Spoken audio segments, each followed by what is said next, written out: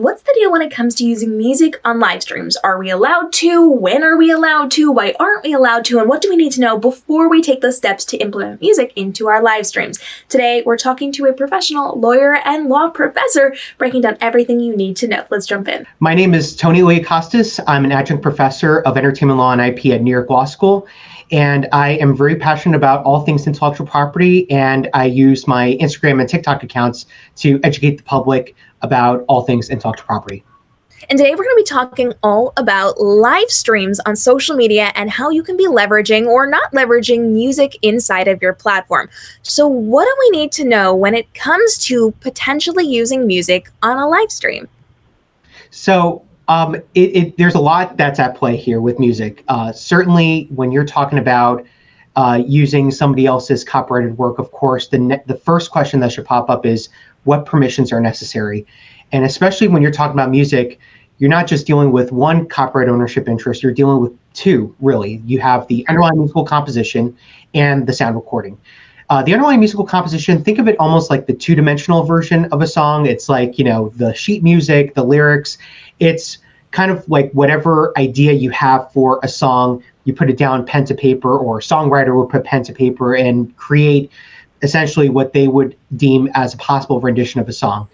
That automatically becomes a copyright that then the songwriter or the musician, whoever composed that underlying musical composition, typically then sells the rights to a music publisher, so like a Universal Music Publishing Group or Sony Music Publishing Group, and that entity is responsible for licensing out the music publishing rights for that song.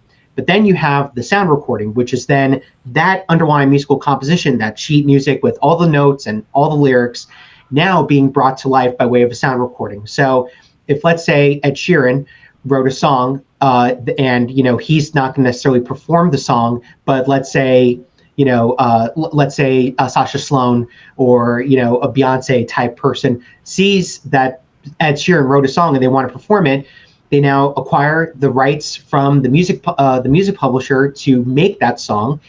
They have a band that they bring all that music to life with instruments and sound, and then the singers obviously sing it. And now, alas, you have a sound recording that is going to be attached to an album, and that means that a label is going to own the rights typically to the sound recording. Now, we could get into the weeds about all of it, and trust me, it's a long conversation, but generally speaking, and this is like, there are very few exceptions to the rule. Typically, the music publisher will always own the underlying musical composition, and the record label will always own the sound recording. Very few exceptions to the rule where a musician will own either or maybe even have a copyright ownership interest to both of them. But like I said, that's probably for another conversation. Okay, so when it comes to live streaming, we have to acquire the proper permissions to use any musical piece. Can we break down what that actually means in terms of licensing that piece of content to be able to use it? Yes, so whenever anybody creates any copyright ownership, anything copyright related, whether that's some type of music or artwork or film or television, under the Copyright Act of 1976, there are exclusive rights that are afforded to copyright owners. There are 6 that are enumerated. One of them is a public performance right. That means that if I were to create a song and I'm the copyright owner of that song, as a copyright owner under the Copyright Act, I have the exclusive right to publicly perform that song in any setting, public, whether that's for a party of 5, maybe even party of 1, but certainly a small party, a big party, a concert, whoever. And in the same vein, if somebody else wanted to publicly perform my work, I can license out those rights to that party so long as they acquire a public performance license and they've secured all the necessary permissions. So in the context of a live stream, think of it this way. You could have one person tuning in to your stream, or you could have multiple people tuning into a stream. You can't just go ahead and use music in your stream without asking for permission. That would be grounds for copyright infringement, especially if you're going to be using the entire work. There's no fair use argument really there, because what criticism, commentary, or news reporting, teaching, scholarship, or research exists in that context that would allow you to use that music in that context. So you have to do it the kosher way, which is getting a license. So you would typically get a license from a PRO, which is a publishing right organization, And, those would come in the form of like ASCAP, BMI, CSAC. Those are like the big entities that come with licensing out those rights. You get a standard license that would allow you to potentially use your music, commercial music, in some type of manner like a live stream. Once you get that license, then you're pretty much good to go. There are some exceptions to the rule where maybe you would have to go directly to a music publisher and a record label if you're using music in some type of manner, like digital video that isn't necessarily a live stream. Like, let's say you make a short film, and you post it on YouTube. It's not live stream oriented, but it is digital video. Because there may be music attached to that, you would have to get what's called a synchronization and master use license agreement from the music publisher and the label in order to use it in that capacity. And we're actually going to be doing more episodes over the next couple of days, breaking down things like fair use and how we can be dealing with all of these copyright issues. So make sure you hit that subscribe and notification bell if you want to see more episodes breaking this out even further. And I want to talk a little bit about some of the common questions I get when it comes to using music on live streams in the capacity of perhaps we are doing a live stream where we're getting ready for something, or we're doing things around the house and we're playing music in the background. Is that something that we are legally allowed to do, or do we have to go through this process of getting permission to use that as well, whether or not we're making money off that live stream?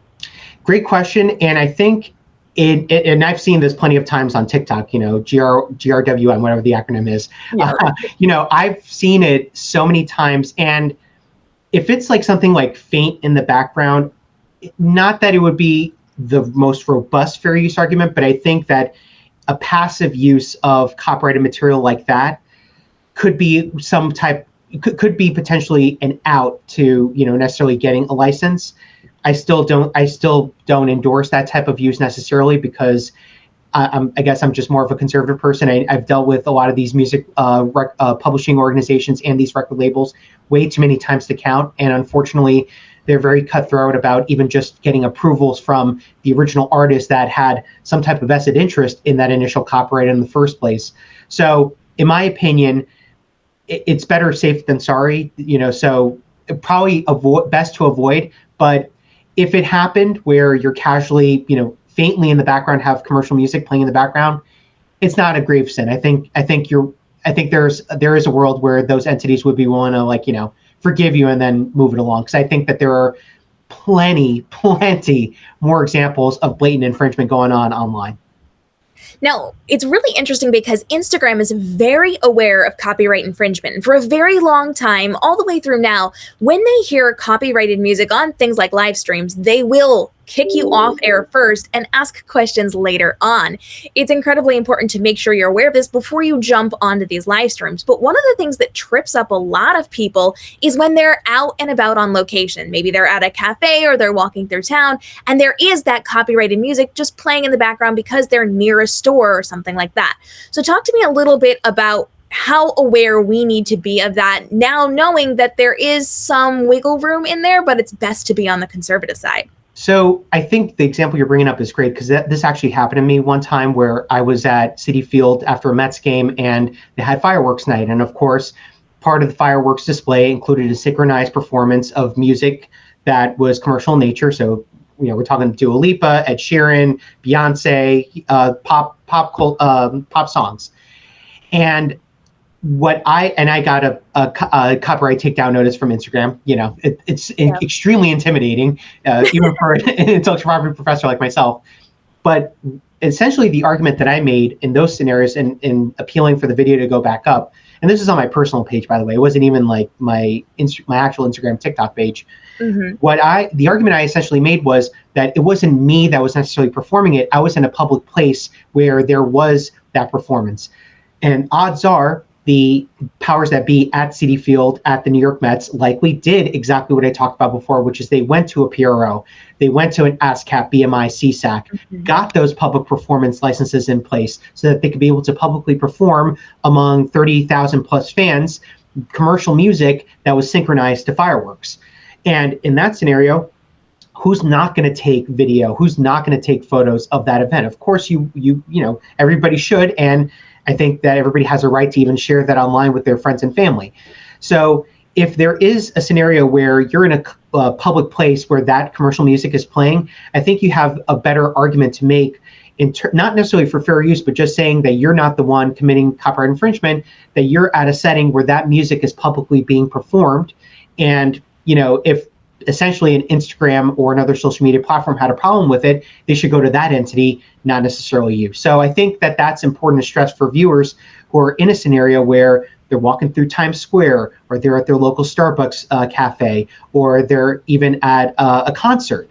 If you're posting music or posting videos that contains that music, not really a big deal, because remember, there were permissions acquired by those entities in order to make that possible. And so you're not the burden is not on you to get those clearances in that circumstance. I recently learned that it is the obligation of different venues to actually obtain those permissions to be able to play certain music or to have people perform music in their venues. And one of the objections I get a lot on the YouTube channel is that, but other people can do it in a live capacity. They can do it on stage. They can play it in the store. So why can't I? And I didn't realize that it was an actual process they had to go through to get permissions. And there were certain catalogs they did and did not have access to.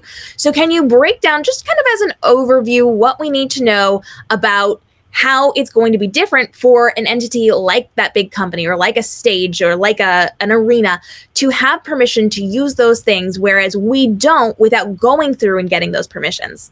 I mean, it's almost like a hierarchical thing. I hate to say it like that, but it almost operates that way, where if you're a massive commercial entity, first, I think the ability to get approvals is much more streamlined for those parties than the layperson. So I think that's one major factor to consider. And then two, I think the relationships that are built between those commercial entities and those, the record labels and the music publishing groups also plays a big factor. Think of the ease that a CBS, an NBC, an ABC, whenever they're doing a sitcom, the ease for them to go to a Universal label or a Sony Music Group label to get permission for a sound recording.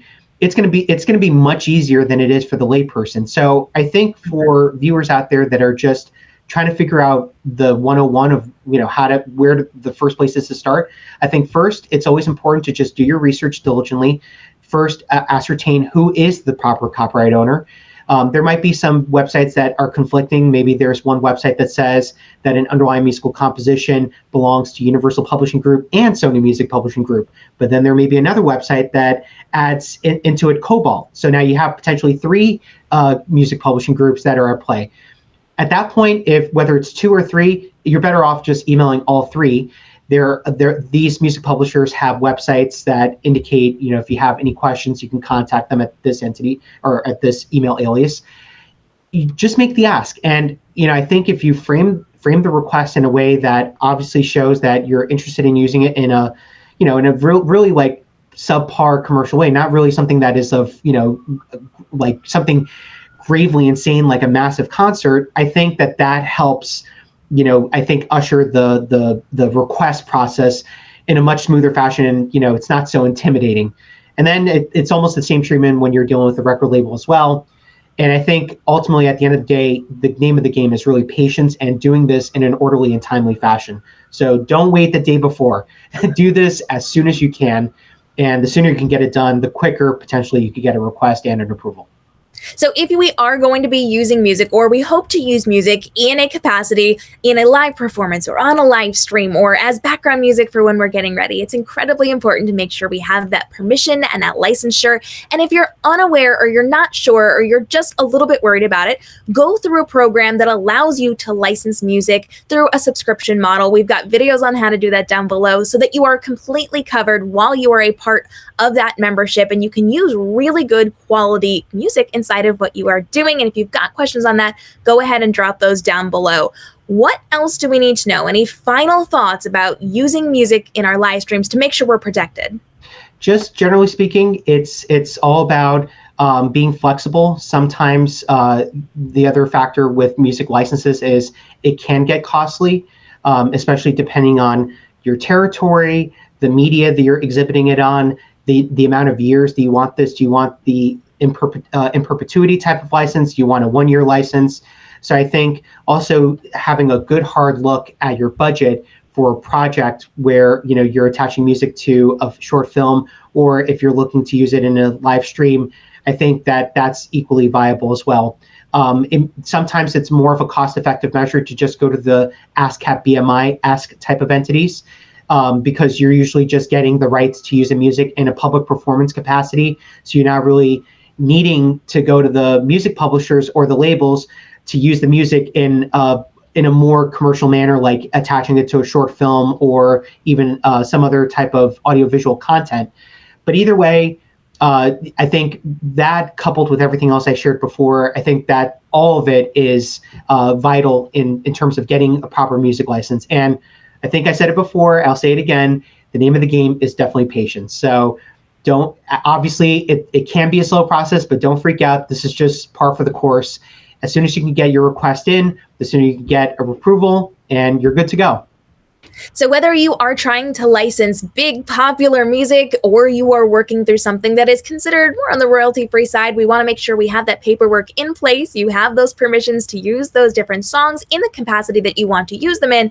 And we want to make sure that we're covering ourselves as we're moving forward with our time on social media and out in the internet to make sure we're not violating anything, we're not having to deal with any copyright infringement, and we can move forward with our platforms. Where can everybody find you with more questions or comments, or to learn more, because you've got quite the social media following where you're educating on this? Yes, so you can follow me on Instagram and TikTok at the IP Professor.